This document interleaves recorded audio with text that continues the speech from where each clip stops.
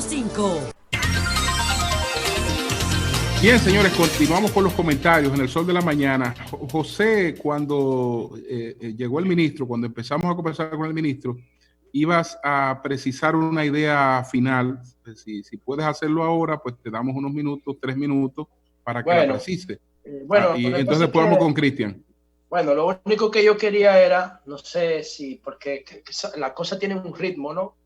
Y entonces yo simplemente quería que producción hiciera contacto con la gerencia de la Ferretería Industrial de la Innovación, una de las ferreterías más importantes del país, de la historia del país, porque está circulando un documento que yo lo puse en el chat del programa, que ojalá Lea lo pueda poner, porque la aplicación Zoom tiene una herramienta para eso, lo pueda poner en pantalla para que toda la audiencia lo pueda ver.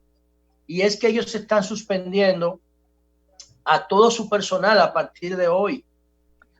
Dice el documento que tú subiste, José, dice, firmado por Giselle Lara, la gerente de gestión humana, que esa empresa procede formalmente a suspender todos los contratos de trabajo que da esta empresa con todos sus colaboradores por un periodo de 90 días.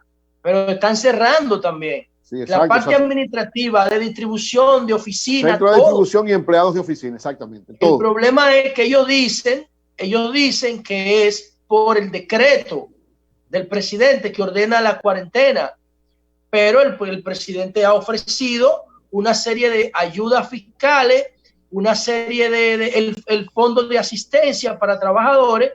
Parece ser que la innovación no está conforme con lo que el gobierno está ofreciendo. O sea, no quiso acogerse al programa fácil.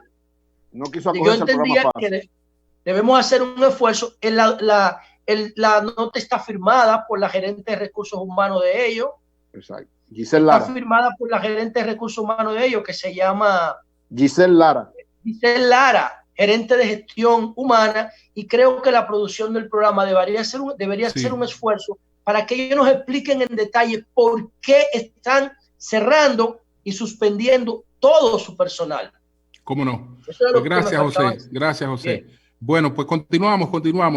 Cristian Jiménez, ya lo tenemos ready. Adelante, Cristian. Sí, compañeros, buenos días formalmente.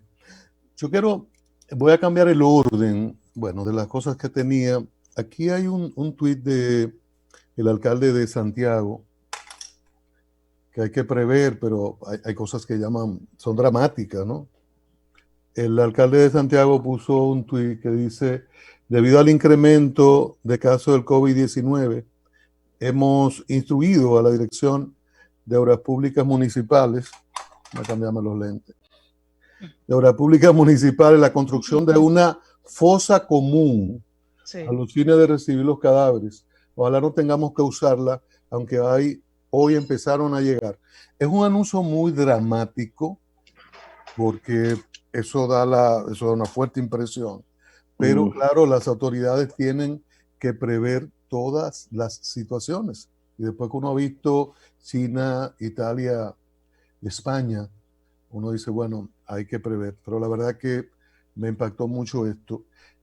Sobre el negocio informal, la respuesta que daba el ministro Juan Ariel Jiménez, ministro de Economía y Planificación, todavía queda en una zona gris lo relativo a muchos productores informales, mucha gente que hace comercio informal, porque él explicaba ante nuestra pregunta de que hay un registro de las personas con más necesidades, unos están en fase, otros llegan al otro programa, Quédate en Casa, pero evidentemente que estos pequeños comerciantes, que venden aguacate, el del salón y toda esta gente que son de micro y pequeños negocios, no están en el registro o no están en la lista al momento para poder darle algún tipo de ayuda. Y eso es lamentable. Por eso cuando se habla del cierre 24 horas, yo siempre advierto sobre ese negocio informal que no resiste más de 24 horas sin producir. Y es un tema fundamental. Él dice, y el presidente Medina lo dijo primero, que el gobierno llegará a 5.2 millones de personas, pero queda un 4.8. Queda un 4.8. O sea, queda mucha gente. Por eso hay que pensarlo muy bien para un cierre 24 horas, sobre todo que hay zonas que no están todavía afectadas. Así como digo eso, también afirmo que ni pensar en que mañana pueda levantarse el toque de queda. Tiene que mantenerse de 5 a 6 de la mañana. Ahora, hay que apretar lo relativo a los violadores. Ahora que veo a Melton ahí con una cachucha de general retirado, no es que le den... ¿Qué pasó? Déjame aprovechar, Cristian. No es que le den latigazos. Déjame aprovechar para darte un aporte sobre lo de Santiago. Eso de Santiago es un tremendismo, una barbaridad. Eso de fosa común. Hoy, ¿cuánto han muerto en Santiago para hacer una fosa común? En la matanza de abril del 84, el gobierno... Melton, tú le dices matanza a eso, a los 84. Sí, fue una matanza. ¿Fue una matanza? Sí, porque delincuentes estaban asaltando tiendas. Ah, bueno, ok. No, y yo para saber, porque yo nada más vi esa vaina por televisión. En la Obando, esquina Albert Thomas, por poco morimos nosotros.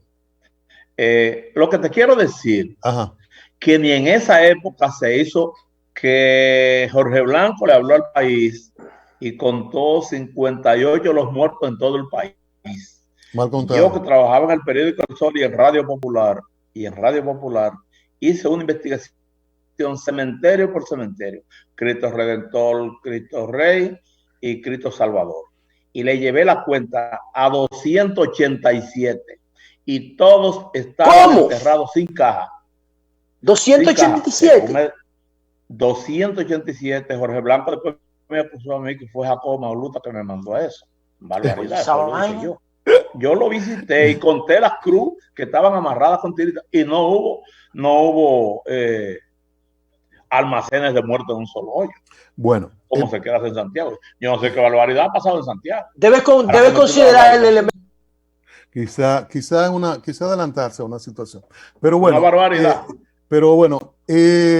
También deben apretar, decía, no deben ser latigazos, como Melton ha planteado en algún momento, pero lo relativo a que la gente luego figure presentando excusas al país, hay que cambiar de que la gente sienta un poquito más duro lo relativo a la sanción por haber violado el toque de queda. Y si tienen motocicletas o vehículos, que se le entregue dentro de 2 meses y que se disponga la entrega en 2 meses para que lo sientan. El que esté de a pie, tiene que haber una medida un poquito más fuerte para evitar que salga, porque se está convirtiendo en una chercha y en una situación de figureo.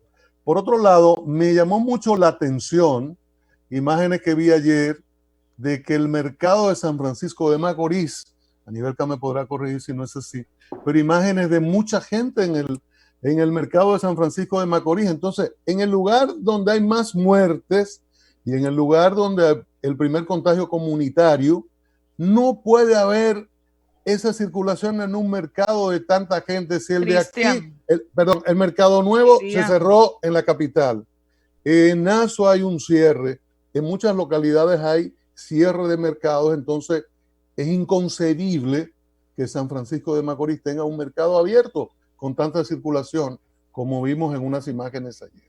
El mercado de San Francisco, que tiene el inconveniente de que está en el centro de la ciudad, sigue normal. No, como que nada está pasando. No. Y de hecho, la alcaldía de San Francisco de Macorís, cuyo titular tiene COVID-19, Alex Díaz, pero él es el titular. Ahí hay un equipo de gente, hay una vicealcaldesa, hay toda una estructura.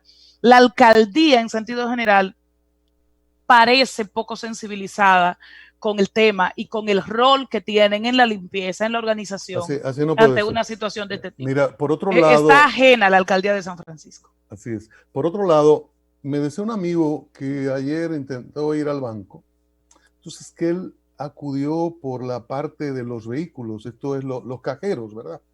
Entonces me decía que no veía cajeros abiertos, habilitados. A mí me pareció, y me lo comentaba él también, un contrasentido, porque si tratamos el aislamiento social, uno de los mecanismos más efectivos es ese paso con vehículo por los bancos, esa parte que no hay ningún contacto, que la gente hace su transacción, la envía y por un tubo le llega la respuesta o el dinero, y es un mecanismo súper eficiente.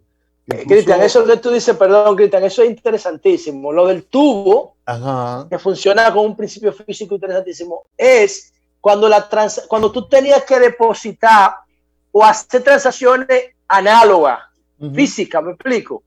Los cajeros poco a poco han ido sustituyendo eso porque han incorporado otras funciones. De hecho, en Corea del Sur, las pruebas se hacen mediante drive-thru, mediante una aplicación parecida a esa. Entonces, no tiene sentido, es absurdo. Claro que ese servicio no esté habilitado, sin embargo, la gente entra a las sucursales, hay un contacto y hay unas filas enormes. Entonces, que los bancos, que saludo la colaboración que han tenido en este periodo, pongan atención a eso, a ver si pueden habilitar la mayor cantidad de pasos con vehículo, que ahí no hay ningún tipo de contacto. Por otro lado, el Tribunal Superior Electoral, Julio, Eury, Melton, José, todos, Ibelka, había recibido hasta ayer, entre martes y miércoles, 25 nuevos expedientes para un total de 136 derivados de inconformidades de las elecciones municipales. Esos expedientes tienen que ser fallados antes del 24. Ellos han estado trabajando en Cámara de Consejo, pero, repito, entre martes y miércoles, es decir, en las últimas 48 horas, 25 expedientes sobre recursos contra situaciones derivadas de las municipales que tienen que ser falladas antes del 24. No han recibido de cara al proceso congresual y presidencial, que no sabemos cuándo se haría, pero es un dato importante de que cada quien, la Junta trabajando en su área, el Tribunal Superior Electoral, que ya le notificó a la Junta Central Electoral y a las juntas municipales 95 de esos expedientes. Hay que hacer una notificación por un trámite formal. Entonces, esa es una situación que hay que tener en cuenta. De otro lado, creo que el Colegio Médico tiene que estar en la comisión. Hay ahora dos comisiones, una que tiene que ver con una parte de emergencia también, que me parece una idea correcta, porque hay una comisión de alto nivel del examen del coronavirus. La otra es una serie de respuestas que no están en la primera, no es comisión, en la primera, en la comisión esta. Entonces yo creo que podemos examinar lo relativo al colegio médico, pese a que ha habido un pasado de confrontaciones, pero eso es importante. El petróleo, señores, hoy está en 16,87 el barril, OPEP, 16,87. Una caída de 25%, la última, de caídas en caídas. Y aprovechar la luz ahí ahora.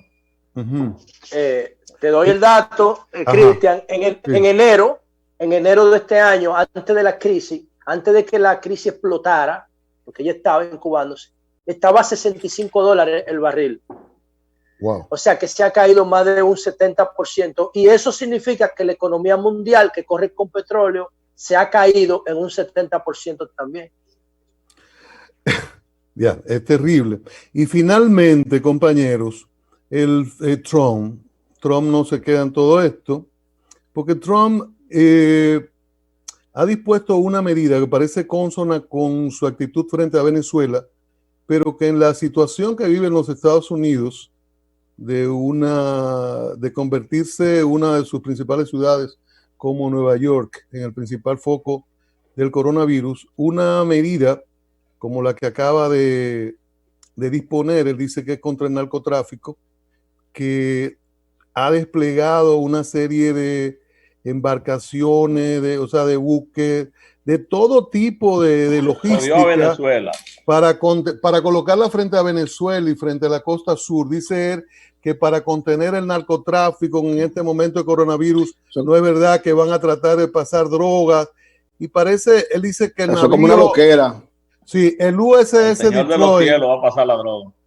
El USS Detroit lo dispuso, así como, bueno, no encuentro tenía la lista, pero una cantidad enorme de embarcaciones por mar, por aire y todo. En un momento en que llegó un buque a California y otro a Nueva York con 1.000 camas, ¿verdad? Y eso es correcto, pero si se puede desplegar otro tipo de recursos, y los militares tienen muchas capacidades en este momento contra el coronavirus, cuando Estados Unidos tiene el foco principal, entonces Trump, para apoyar una política